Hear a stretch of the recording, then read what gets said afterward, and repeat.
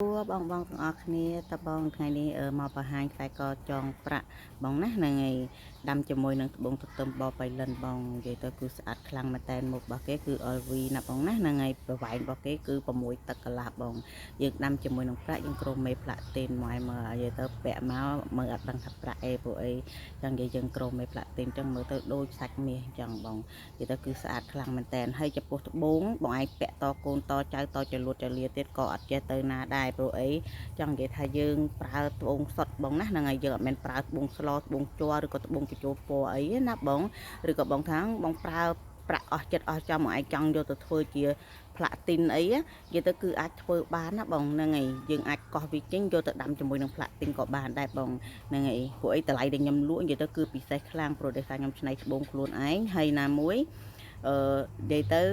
បងទិញយកទៅគឺដឹងតែបានត្បូងសុត យកទៅប្រើធានាជូនបងអត់មែនសុតខ្ញុំសងលុយបងវិញហ្មងណាបងណាហ្នឹងហើយយើងដាំជាមួយនឹងត្បូងទទឹមបៃលិនសុត100%ណាបងណាស្អាតតែបងអានេះយើងពាក់មួយបតោងក៏បានយើងពាក់ទៅវាទៅទេក៏បានដែរបងនិយាយទៅយើងអូយបងស្លៀកមួយឈុតអីរ៉ូបអីស្អាតខ្លាំងមែនតែនបងស្អាតបងតោះអញ្ចឹងប្រាប់បងដែលស្រឡាញ់ចង់បានមាននៅក្នុងស្តុកត្រាប់ណាបងណាកំងភ្លាមបានភ្លាមបងតោះអរគុណច្រើនចំពោះបងដែលស្រឡាញ់ចង់តាមដានពីเพจបងប្អូនកុំភ្លេចចុច like ឬក៏ follow page ដើម្បីទទួលបានវីដេអូថ្មីណាបងណាហ្នឹងហើយបងបើសិនជានេះបងអាចចូលទៅក្នុង YouTube ជួយចុច subscribe បងអូនម្នាក់មួយផងដើម្បីមើលក្នុង YouTube ក៏បានដែរណាបងណាហ្នឹងហើយអញ្ចឹង